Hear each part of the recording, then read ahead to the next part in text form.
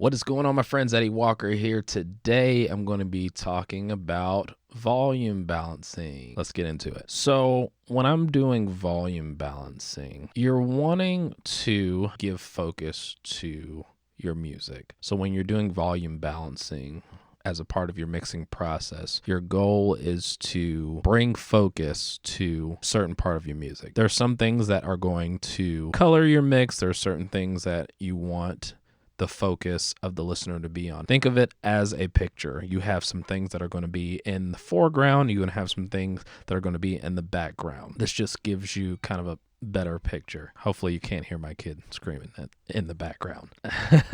Anyway, so I have this mix here, and it is an orchestral hip hop type track. One thing that is important to kind of realize, but especially before you start kind of balancing your mix, is kind of understanding a genre. Since this is kind of hip hop focused, I know that the drums are going to be the focus and the orchestral instruments. Not every orchestral instrument is going to be emphasized because that just you lose focus having too many things for the listener to pay attention to. What I'm going to do is I'm going to focus on the drums first, ideally kick and snare. So we're going to start this loop here. Everything's turned down. We're just going to start that up.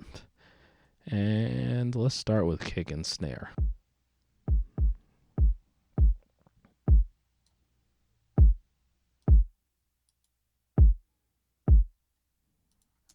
One more thing. The idea with volume balance is the more volume you give to something, the more forward you push in the mix. When I say pushing something forward, I mean you're bringing it closer to the listener. So when something is louder and clearer, it's closer. But if it's a little more faint and a little duller, then it gives a sense of being pushed away. We're just going to use volume today and just to emphasize these parts.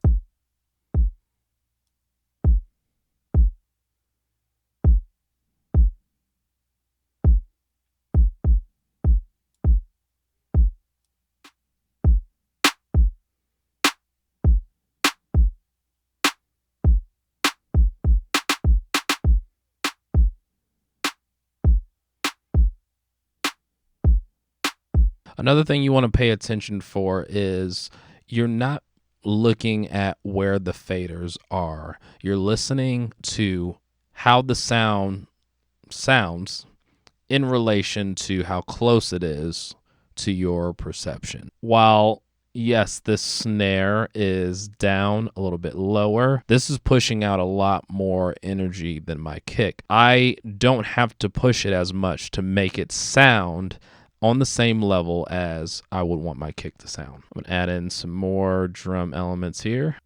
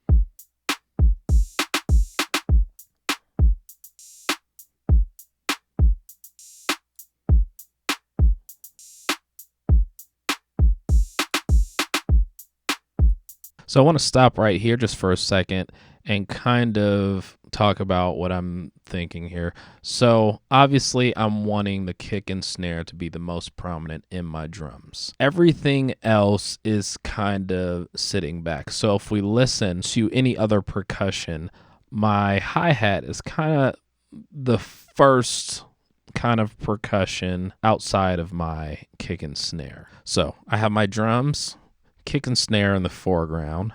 I have hi-hats kind of next, and then further back, I have that kind of rim shot sound that you're hearing. This is giving me kind of a picture of depth. I'm going to start to add in some bass elements and add in some of my orchestral elements.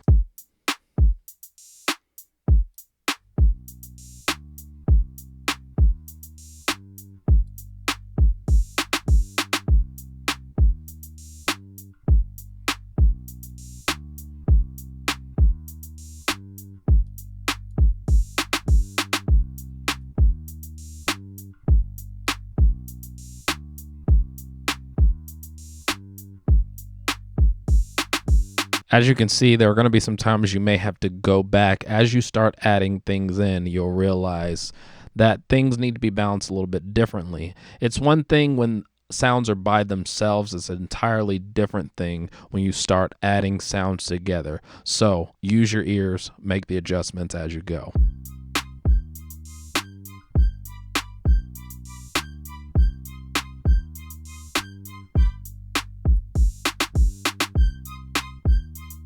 I'm going to go to a little busier section.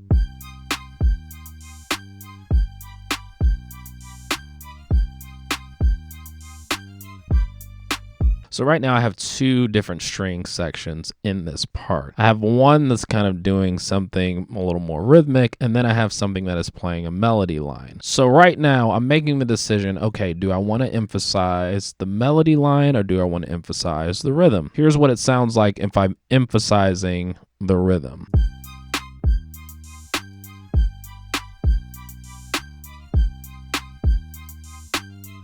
Now here's what it sounds like when I emphasize the melody.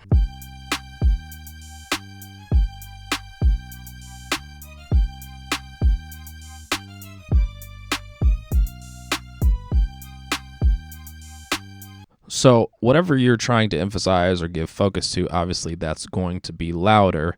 And that's also going to be something that is preference based on you, or if you're doing this for someone else, it's based on what they want to hear and what they want emphasized. I think I'm going to keep this the way it is, emphasizing the melody and letting the rhythmic strings kind of sit in the back a little bit.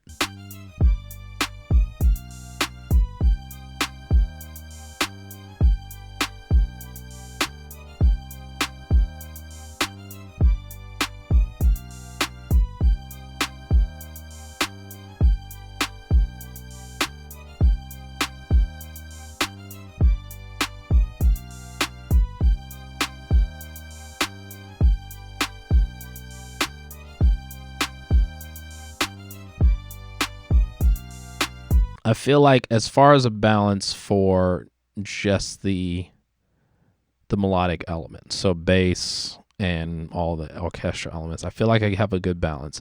But right now it seems like the drums are way out in front.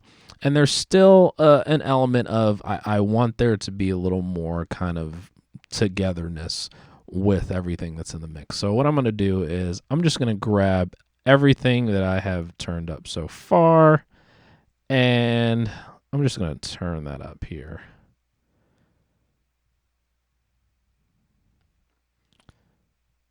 And then we'll go back to drums and see how that sounds together.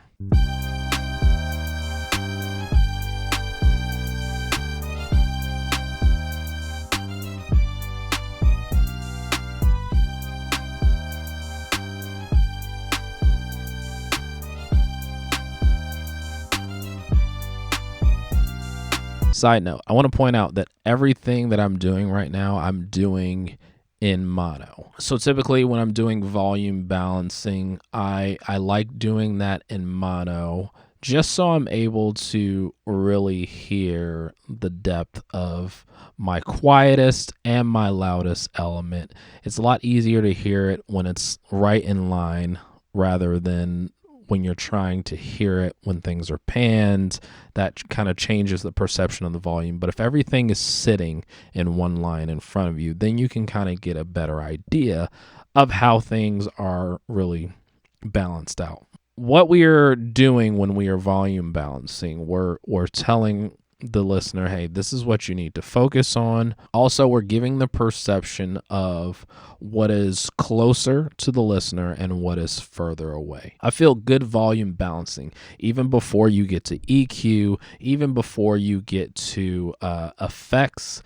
Good volume balancing is just going to give a really good starting point. How you volume balance will kind of be the reference through the rest of your mix and how you're going to make the mix sound. So even if you add reverb, if you add effects, if you're still keeping the same volume balance that you wanted. So even if you add reverb or effects, if you're referencing your original volume balance, you can add all that stuff and not throw off the balance of how you want this to sound or what you want to emphasize to the listener. All right, my friends, that is all for me today. Hopefully you learned something today about volume balancing. This is a great place to get your mixes started. This isn't the end all be all, but if you start here, this will probably be the best place to get yourself in a good position to have a great mix later on down the line. Please make sure you like, subscribe, share, and as always, stay inspired, stay motivated, and keep on creating.